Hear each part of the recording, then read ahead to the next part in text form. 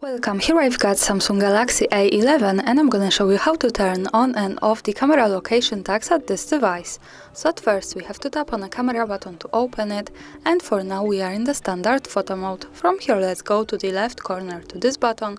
When we pick it, we can open the advanced camera settings. Now let's slide a little bit and focus on useful features category. Here we have location tags option with short information from the device that this adds tags to your pictures and videos so you can see where they were taken. By using this button from the right we can turn it off or turn it on like that as we need. And also here the important thing is that to make it work correctly, when we want to save the actual location of our picture, we have to be connected with the internet, for example with the Wi-Fi, and we have to turn on the location of this device. So remember about these two parameters to make it work. Now let me keep turned on all of these settings.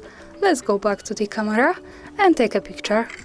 To see it, let's move to the left to this button. When we pick it, we get quick access to the gallery. And this is our photo. To check its location, we have to just simply slide a little bit down. And here we have access to the details with the map and the full address. So greetings from Kraków, Poland. And that's all. Thanks for watching, subscribe our channel and leave the thumbs up.